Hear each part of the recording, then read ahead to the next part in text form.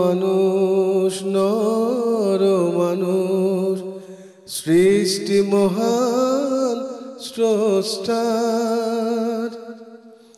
কর্মগুণে আমরা মানুষ নেই তো কোনো অহংকার। আসসালামু আলাইকুম, সকলকে স্বাগত শুভেচ্ছা জানিয়ে শুরু করছি এনটিভি নিয়মিত পাক্ষিক আয়োজন লাভেলো নিবেদিত মহিলাঙ্গনে। প্রিয় দর্শক, আপনাদের সাথে আছি আমি মহসিনা শারমিন নিশাত। দর্শক, আমরা জানি যে মহান আল্লাহ তাআলার প্রতি সন্তুষ্টি এবং নিজেদের মধ্যে তাকওয়া থাকা এবং পাশাপাশি হতাশা কিংবা বিষণ্ণতা কখনোই একসঙ্গে থাকতে পারে না, কারণ আমরা সকল সময় মহান আল্লাহ তাআলার উপর নির্ভর করি এবং আমাদের যে প্রাপ্তি সেটির জন্য আমরা আল্লাহ তাআলার কাছেই চেয়ে থাকি। প্রিয় দর্শক, আমাদের এবারে রয়েছে আলোকপ্রভা।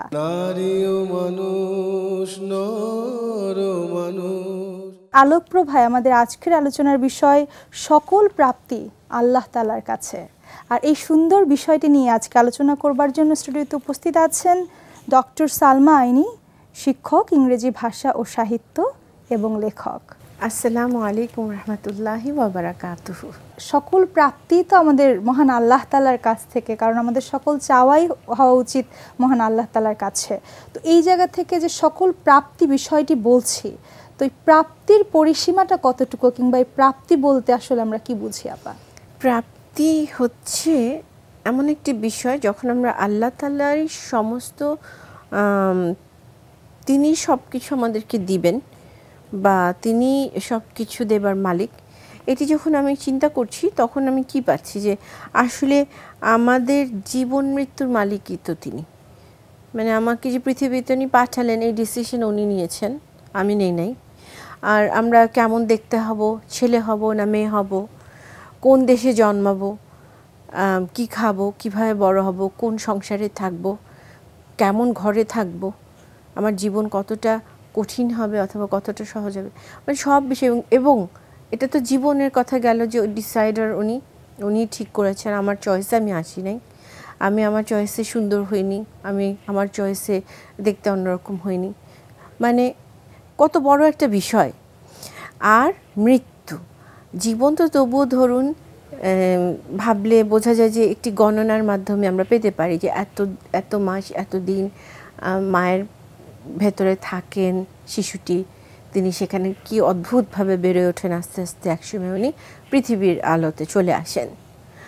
আর এটার একটি গণনা আছে, অথচ মৃত্যুর কিন্তু কোনো গণনা নেই। মানে কেউ কখনোই বলতে পারবে না যে কোন মুহূর্তে কোন জায়গায় কিভাবে তার মৃত্যু ঘটে যাবে। এক আশ্চর্য ব্যাপার। কেউ দাঁড়িয়ে থেকে হয়তো কোনো একটি কি বলবো বিনোদনের মধ্যে থাকা অবস্থায় তার আজরাইল আলাইহিস সালাম চলে আসতে পারেন, আবার দেখা গেল যে সিজদারত অবস্থায়, কোরআন তিলাওয়াতের অবস্থায় তিনি চলে যাচ্ছেন। এই যে জীবন মৃত্যু যার হাতে, তার মানে সব প্রাপ্তি তার কাছ থেকে। এটি হচ্ছে প্রাপ্তি। যখন বলবো যে আল্লাহ তাআলা সব কিছু প্রাপ্তির মালিক, এখন তিনি তার সৃষ্টির রিজিক, সব রিজিক বলতে তো খাদ্য না, এই যে যা কিছু আমি এতক্ষণ বলেছি জীবনের প্রতিটি ক্ষেত্র আমার রিজিক তিনিই তৈরি করেছেন। তিনিই জানেন কি দিবেন কি দিবেন না, কখন দিবেন, কেন দিবেন, কখন ছিনিয়ে নেবেন, কখন নিঃস্ব করে দিবেন। এই রিজিকও যখন তার, তাহলে আমাদের সবসময় মনে রাখা উচিত ওনাকে ছাড়া আর কাউকে কোনো ভয় পাওয়ারও কিছু নাই, ওনার কাছে চাওয়া ছাড়া আর কোনো কারোর কাছে চাওয়ারও কিছু নাই। প্রাপ্তির আগে যে বিষয়টি আসে আপা, সেটি হচ্ছে যে চাওয়া। আমরা জানি যে মহান আল্লাহ তাআলা খুশি হন যদি আমরা তার কাছে কিছু চেয়ে থাকি, এবং তিনি দেওয়ার জন্য সবসময় প্রস্তুত থাকেন। এবং তিনি আমার জন্য যদি সেটি মঙ্গল না হয়, সেটি না দিলেও তিনি তার পরিবর্তে কিন্তু অন্য কিছু আমাদেরকে দান করেন। তো এই চাওয়ার বিষয়টি আসলে কেমন হওয়া উচিত যেন আমরা আল্লাহ তাআলার কাছ থেকে প্রাপ্তিটা আদায় করে নিতে পারি? সব কিছু চাইতে পারেন, মানে একেবারে ক্ষুদ্রাতি ক্ষুদ্র, ওই যে আমার পানি পিপাসা পেয়েছে, আল্লাহ আপনি পানির ব্যবস্থা করে দিন, এটার থেকে শুরু করে আমাকে আপনি জান্নাতবাসী করেন, আপনি জান্নাতুল ফেরদৌসের উচ্চ মাকাম আপনি আমাকে দান করবেন, আমি ওখানে আমার আব্বু আম্মু, আমার প্রিয়জনরা যারা চলে গেছেন সবার সাথে থাকতে পারি, সন্তানদের সাথে থাকতে পারি, ব্যবস্থা করে দেবেন। এটা তো সবচেয়ে বড় দোয়া।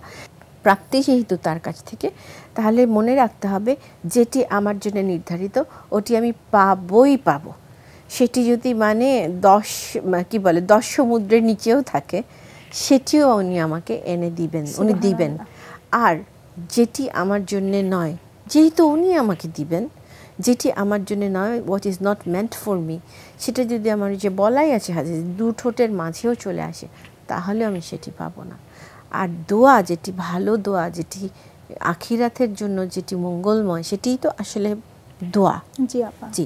3 নাম্বারটি হচ্ছে, ধরেন আমি পেলামই না, সেটা আমরা চেয়েই গেলাম, কিন্তু দেখলাম আমরা পেলাম না, তাহলে কি আমি পেলাম না? দোয়া কবুল হলো না? হলো।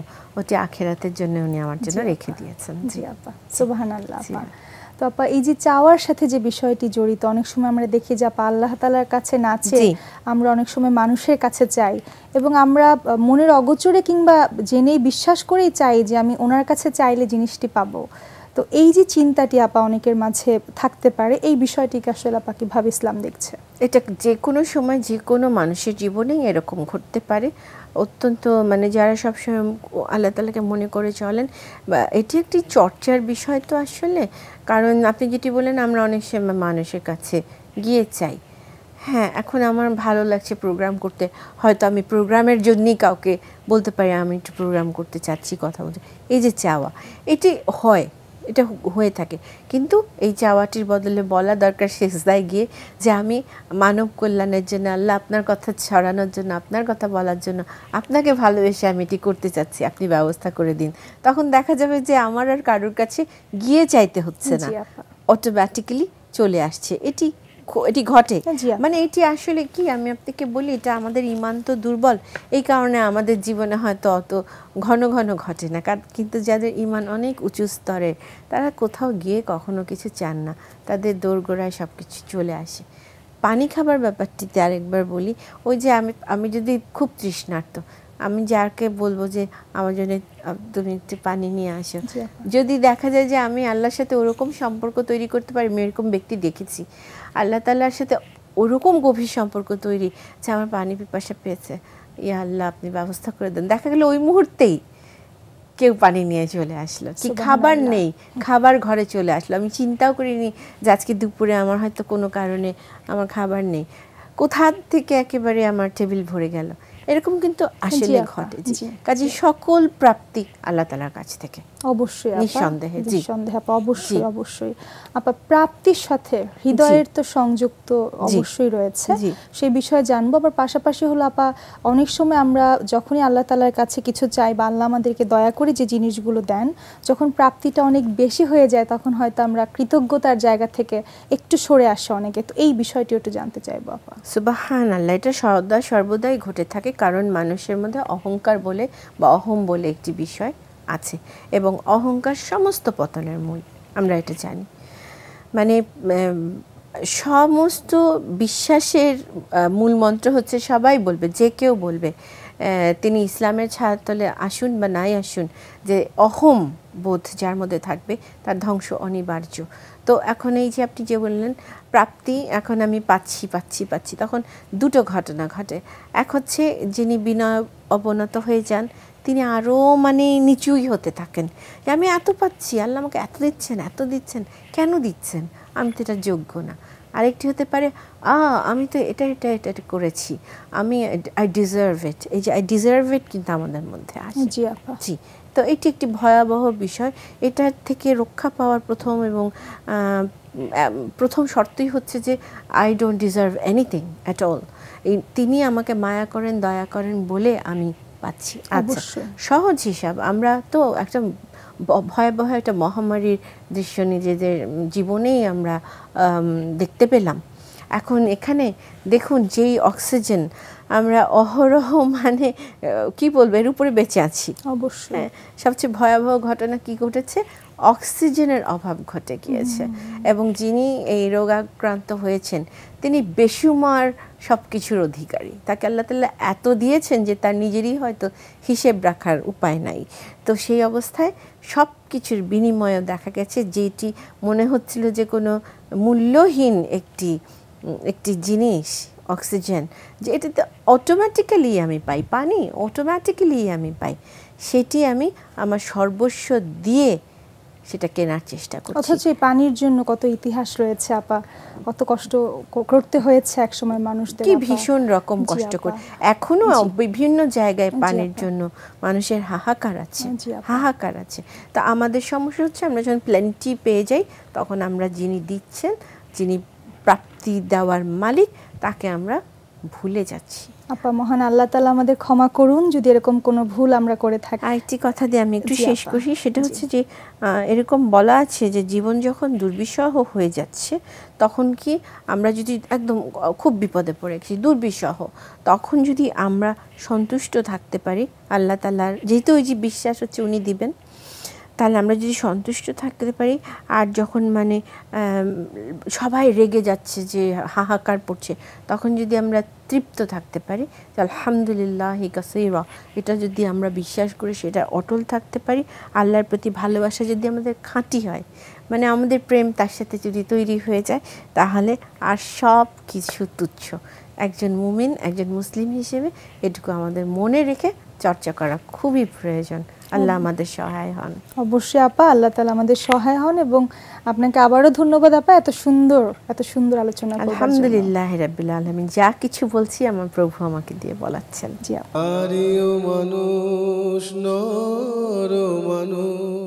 আজকের আলোচনার বিষয় ইসলামের আলোকে শিশু পরিগঠন। আর এই সুন্দর বিষয়টি নিয়ে আজকে আলোচনা করবার জন্য স্টুডিওতে উপস্থিত আছেন ডক্টর নাসিবা হাসান, শিক্ষাবিদ এবং ইসলামিক আলোচক। আসসালামু আলাইকুম ওয়া রাহমাতুল্লাহ। তো প্রথমেই জানতে চাইবো যে ইসলাম আমরা সবসময় দেখেছি আপা শিশুদের ব্যাপারে অনেক গুরুত্ব দিয়ে এসেছেন। আমাদের মহানবী সাল্লাল্লাহু আলাইহি ওয়াসাল্লাম সবসময় শিশুদের ভালোবাসতেন, এবং ইসলামে আমরা জানি যে আপা পরিপূর্ণভাবে কিন্তু ব্যাখ্যাও দেওয়া রয়েছে যে ঠিক কীভাবে পরিগঠন করা প্রয়োজন। তো এই ইসলামের পরিগঠন সম্পর্কে ঠিক কি বলা আছে আপা, সেটি একটু জানতে চাই। অবশ্যই আমরা যদি প্রথমে আল্লাহ তাআলা কি বলেছেন এগুলো একটু দেখি। প্রথমে আমি একটি বলবো আয়াত, যেটা রাসূলুল্লাহ সাল্লাল্লাহু আলাইহি ওয়াসাল্লামের কাছে আল্লাহ তাআলা প্রথম যে কোরআন শুরু হয় তখন নাজিল করেছিলেন, ইকরা বিসমি রাব্বিকাল্লাযী খালাক খালাকাল ইনসানা মিন আলাক, যে আমি মানুষকে সৃষ্টি করেছি আলাক থেকে। এবং আলাকটা কি? এটা এমন একটি ছোট্ট একটি ভ্রূণের যে প্রাণ সঞ্চার হয় সেটি, যেটা মায়ের গর্ভে আল্লাহ তাআলা সেটাকে প্রথম সে লটকে থাকে। আসলে আলাক মানে যেটা লটকে থাকে, হ্যাঁ, ওই ভ্রূণটা ওইভাবেই তখন থাকে মায়ের গর্ভের ভিতরের ওয়ালে এবং পরিপুষ্টি পায়। তো এটা হলো প্রথম যখন আল্লাহ তাআলা বাণী নাজিল করলেন, তখন আল্লাহ কিন্তু এমব্রায়োলজি বা ভ্রূণ তত্ত্বের কথা বলেছেন। এবং আল্লাহর কি ক্ষমতা যে এইভাবে একটি শিশুকে যে তৈরি করছেন। এবং এই বাণী কিন্তু প্রথম কোরআনের নাজিলের সময়ই আল্লাহ বলে দিয়েছেন। এর অর্থই কিন্তু এটা যে এখানে শুধু মাকে গুরুত্ব তো দেয়া হচ্ছে, এই সাথে সাথে একটি শিশুকেও, যে নাকি ওই মায়ের গর্ভে এসেছে। কাজে মায়ের গর্ভে যে শিশু এসেছে তাকে যে আল্লাহ এতটা গুরুত্ব দিলেন এই ভ্রূণ তত্ত্বকে, তাহলে একটি শিশু দুনিয়াতে আসলে তার গুরুত্ব কতখানি! সুবহানাল্লাহ, সুবহানাল্লাহ, অনেক অনেক বেশি। এবং বলা হয় যে শিশু আসলে আমার কাছে আমানত, এটার জন্য আমার জবাবদিহিতা আছে। এবং কুরআনে সূরা আনফালে আল্লাহ বলছেন, জেনে রাখো তোমাদের ধন সম্পদ সন্তান সন্ততি তোমাদের জন্য পরীক্ষা স্বরূপ, এবং আল্লাহর নিকট রয়েছে মহা পুরস্কার। অর্থাৎ তুমি পরীক্ষা দিচ্ছ সন্তান পালনে, ধন সম্পদ ইত্যাদি নিয়ে, কিন্তু তুমি পুরস্কার পাবে তখনই যখন আল্লাহর বিধান অনুযায়ী আসলে আমার সন্তানদেরকে আমি গড়ে তুলব। কাজে এখানে কিন্তু চলে আসে যে শিশু পরিগঠনে কিন্তু আমাদের এই যে একটু আগে যেমন বলেছে শিষ্টাচার শিক্ষা দাও, এটা শিক্ষা দাও, এটা কেন বলেছেন? যাতে এই শিশুকে বড় করতে যে আমরা প্রত্যেকটি পর্যায়ে, প্রত্যেকটি স্টেজে তাকে ভালো ভালো ইসলামের শিক্ষাগুলো দিতে পারি। এবং এটা যে কত জরুরি আমরা নিজেই বুঝবো, বিকজ এটা হলো এক ধরনের, আমরা যেমন ব্যাংকে টাকা পয়সা রাখি, এটা একটা ইনভেস্টমেন্ট বলি, তখন বাচ্চাকে বড় করার সময় তাকে যে ভালো ভালো শিক্ষা দিব, এটাও কিন্তু একটি ইনভেস্টমেন্টের মতো। এটার ফল তুমি পাবে অনেক পরে, যেটা ধৈর্য সহকারে আসলে লেগে থাকতে হয়। সুবহানাল্লাহ, শিশু পরিগঠন বা প্যারেন্টিং এখন তো খুবই আসলে একটা গুরুত্বপূর্ণ বিষয়, এবং এটা নিয়ে আমরা আপনারা সবাই একযোগে ইসলামের আলোকে কিন্তু এই কাজটি ইনশাআল্লাহ করতে হবে। ইনশাআল্লাহ আপা হাদিসে রয়েছে যে শিশুদের যে ভালো শিক্ষাগুলো বা সদাচরণ যে আচরণগুলো সেগুলো শিক্ষা দেয়া দান সাদাকার চেয়েও কিন্তু বেশি উত্তম। তো এই জায়গা থেকে যদি আবার যদি কোনো প্যারেন্ট বা যারা শিক্ষা দিতে চান বা সঠিকভাবে শিশুকে মানুষ করতে চান, সেক্ষেত্রে তাদের করণীয়গুলো কি কি হবে? এটা আসলে অনেক কিছু, আমি ছোট ছোট উদাহরণ দিয়ে বলি। যেমন একটি আমরা জানি হাদিসে রাসূলুল্লাহ সাল্লাল্লাহু আলাইহি ওয়াসাল্লাম যখন নামাজ পড়তেন, ওনার নাতি ওনার ঘাড়ে উঠে বসতো এবং উনি তখন তাকে ওইভাবে থাকতে দিতেন কিছুক্ষণ, অর্থাৎ রাসূল সাল্লাল্লাহু আলাইহি ওয়াসাল্লাম সিজদাকে দীর্ঘায়িত করতেন। তো এটা কি হলো, এটা কিন্তু শিশুটি এই বার্তা পেল যে নামাজের সময় এই যে আনন্দ করছে সে, নিশ্চয়ই সে তখন বেশ ছোট, কারণ শিশু। এই শিশুটি কিন্তু নামাজকে অনেক আনন্দদায়ক হিসাবে নিবে পরবর্তীতে। কেননা আবার এই রাসূল সাল্লাল্লাহু আলাইহি ওয়াসাল্লামই বলেছেন তোমার সন্তানকে 7 বৎসর হলে নামাজ শিক্ষা দাও। এই 7 বৎসরটি কিন্তু খুব গুরুত্বপূর্ণ একটি শিশুর জীবনে, আমি বলবো এই হাদিসের আলোকে। তাকে কিন্তু আমি এইভাবে কিন্তু সুন্দর সুন্দর শিক্ষা দিতে পারবো, সুবহানাল্লাহ। এবং প্রথম স্টেজে তাকে যে খেলে খেলে সে ইসলামের বাণী বিধানগুলো সে শিখছে, পরিবারের চর্চা হচ্ছে, সে কোরআন পড়তে দেখবে সবাইকে। এবং আমি বলবো যে এখানে যে একটি বাচ্চাকে বিশেষ করে পাঠদান যদি আমি ধরি, যে পড়াশোনা শেখাচ্ছে, আমরা পড়াশোনা মানে মনে করি যে একটি বই, আসলে তা নয়। আমার এই আচরণ, আমার এই নামাজ থেকেই কিন্তু সে শিখছে।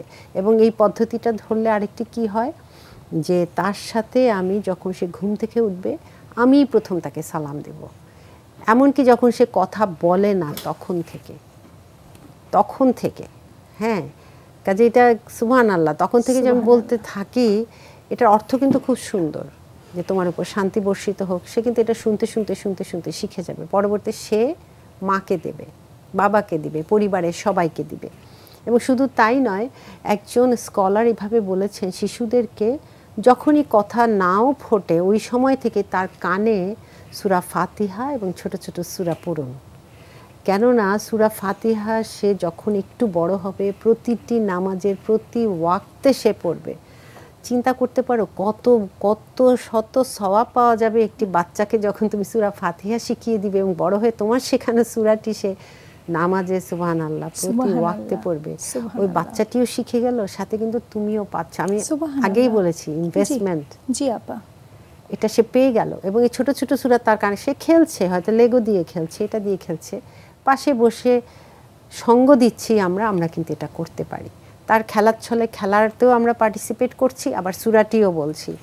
শুধু সেটা নয়, স্নেহ সহকারে তাকে প্রকৃতির সাথে পরিচয় করিয়ে দেয়। আমি দেখেছি এটা বাচ্চারা খুব মজা পায়। প্রকৃতি কিন্তু একটি বিরাট শিক্ষক, একটি প্রজাপতি, একটি ফড়িং, একটি চড়ুই পাখি আসছে, আওয়াজ করছে, এটা কত আনন্দের, এটা বোধহয় একটি শিশুই বুঝতে পারবে। এটার সাথে পরিচয় করা দেয়। এগুলোর সৃষ্টিকর্তা যে আল্লাহ সুবহানাহু ওয়া তাআলা, তাকে সেটা শিখিয়ে দেয়া। শুধু তাই নয়, এই যে ছোট ছোট যখন চারা গাছ ওঠে, এই যে অঙ্কুরোদ্গম, এটা হয়তো সে ক্লাস 4-5-এ উঠলে তখন শিখবে, কিন্তু এটা ছোটবেলাতেই তাকে দেখিয়ে দিলে সে কিন্তু জীবনের জন্য গেঁথে যাবে, তার বইয়ের সেই পাঠ তার জন্য অনেক সহজ হয়ে যাবে। এগুলো চিনিয়ে দেয়। জি আপা, অবশ্যই আপা। তো আমরা জানি যে আমাদের কাছে সকল শিশুই সমান এবং সকল মায়ের কাছে সকল সন্তানই আদরের আপা। তো এই জায়গা থেকে বিশেষ চাহিদা সম্পন্ন যে শিশুরা রয়েছেন আপা, ঠিক তাদের পরিগঠনের ক্ষেত্রে ইসলামিক দৃষ্টিকোণ থেকে কতটা ধৈর্যশীল হওয়া প্রয়োজন এবং কিভাবে তাদেরকে আসলে লালিত পালিত করা প্রয়োজন? প্রথমত আমাদের ভাবতে হবে যে আল্লাহর ইচ্ছা এরকম শিশুরা জন্ম নেয়, সেটা সে বিশেষ চাহিদা অনেক ধরনের হতে পারে, অটিস্টিক হতে পারে, ডাউন সিনড্রোম হোক, অন্ধ হোক বা যেটাই হোক। প্রথম যে ইসলামের শিক্ষা সেটা হলো ইনসাফ। এটা বাবা মা থেকে শুরু করে সমাজে যারা বাস করি আমরা প্রত্যেকের কিন্তু ইনসাফের দৃষ্টিতে এটাকে খেয়াল করতে হবে। এখানে তুলনা চলবে না, উপহাস করা চলবে না। বিশেষ করে সূরা হুজুরাতে আছে, কেউ কাউকে যেন উপহাস না করে। হ্যাঁ, উপহাস করা চলবে না, কটাক্ষ করা চলবে না, কারণ তারাও কিন্তু সমাজের অংশ এবং তারাও কিন্তু সম্মানিত আল্লাহর কাছ থেকে এসেছে। হ্যাঁ, এটা খেয়াল রাখতে হবে। এবং অবশ্যই তাদের পরিগঠনের জন্য সেরকম বিশেষ শিক্ষক রয়েছে, বিশেষ শিক্ষা রয়েছে, সেগুলো সম্যকভাবে জেনে নেওয়া এবং তাদের থেকে সাহায্য নেওয়া। এবং আমাদের থেকে দায়িত্ব হলো যে আমাদের বাচ্চাদেরকেও জানানো যে এরকম শিশু বা এরকম মানুষ থাকে এবং তাদের প্রতি সাহায্যের হাত বাড়িয়ে দেওয়া। এটা না ভয়, না অহংকার, না তুলনা, কোনোটাই কাজ করতে পারবে না। এটা কিন্তু বাচ্চাদেরকে বাবা মারাই শেখাতে হবে। কাজে এটা খুবই গুরুত্বপূর্ণ। বিশেষ করে এখন আমি দেখেছি যারা অটিজম নিয়ে কাজ করেন বা ওই ধরনের বিশেষ শিশুদের নিয়ে কাজ করেন বা অন্ধদের নিয়ে কাজ করেন, তাদেরকে সমাজের যে অংশ এটা করতেই অনেক সংগ্রামের ব্যাপার দেখা যাচ্ছে। হ্যাঁ, যেটা হয়তো দেখা যাচ্ছে উন্নত বিশ্বের চেয়ে সহজ, কিন্তু আমি বলবো বাংলাদেশও দূরে নয়। আমরা সবাই যদি একযোগে হই, বিশেষ করে ইসলামের দৃষ্টিতে এটা অনেক সওয়াবের কাজ, যে কারো কোনো কষ্টের জিনিসটাকে উপশম করার জন্য যদি আমরা সবাই এগিয়ে আসি, তাদেরকে সেভাবে অংশগ্রহণ, যেমন একটি ফ্ল্যাটে হতে পারে একটা অটিস্টিক বাচ্চা আছে, অন্য একটি বাচ্চার অনুষ্ঠানে, হ্যাঁ, যে কোনো অনুষ্ঠানে দেখা যায় ওই বাচ্চাটাকে দাওয়াত দেওয়া হলো না, এই কষ্টটা যেন পেতে না হয়। এবং আপা বিশ্বাস করি একজন মানুষ হিসেবে এবং তার চেয়েও সর্বোপরি একজন মুসলিম হিসেবে এই যে মানুষের পাশে থাকা, সকলকে সমান করে দেখা, এমনকি এদেরকে আরেকটু বেশি ভালোবাসা আমাদের কিন্তু অবশ্যই একটি দায়িত্বের মধ্যে পড়ে। আপা, আপনাকে অনেক ধন্যবাদ আপা এত সুন্দর আলোচনা করবার জন্য। সবাইকে ধন্যবাদ। প্রিয় দর্শক, আপনারা এতক্ষণ অত্যন্ত একটি সুন্দর চমৎকার আলোচনা শুনলেন, যেটি আমাদের জীবনের জন্য প্রয়োজন। এবং আমরা জানি যে আমাদের সন্তানদের পিছনে সময় দেওয়া, তাদেরকে সঠিকভাবে পরিচর্যা করে ধৈর্য সহকারে বড় করা কিন্তু আমাদের সাদাকা হিসেবে গ্রহণযোগ্য হবে মহান আল্লাহ তাআলার কাছে। প্রিয় দর্শক, আল্লাহ তাআলা আমাদেরকে সেই তৌফিক দান করুন। আজকের অনুষ্ঠানটি যারা আরেকবার পৃথিবীর যে কোনো প্রান্ত থেকে উপভোগ করতে চান, তাদের ভিজিট করতে হবে এনটিভির ওয়েবসাইটটি। আর ওয়েবসাইটটি হলো www.ntvbd.com। এছাড়াও প্রিয় দর্শক, আপনারা ভিজিট করতে পারেন এনটিভির ইউটিউব এবং ভেরিফাইড ফেসবুক পেজটিতে। প্রিয় দর্শক, এছাড়াও আপনারা আপনাদের অভিমত, উপদেশ কিংবা আপনাদের গুরুত্বপূর্ণ যে পরামর্শগুলো রয়েছে সেগুলো আমাদেরকে জানাতে পারেন এনটিভির এই ঠিকানায়। পরিচালক মহিলাঙ্গন, এনটিভি, বিএসইসি ভবন, 7ম তলা, 102 কাজী নজরুল ইসলাম এভিনিউ, কারওয়ান বাজার, ঢাকা 1215। প্রিয় দর্শক, আজকের মতো বিদায় নিচ্ছি। মহান আল্লাহ তাআলা সকলকে সুস্থ রাখুন, সুন্দর রাখুন। আসসালামু আলাইকুম। সৃষ্টি মহান স্রষ্টার কর্মগুণে আমরা মানুষ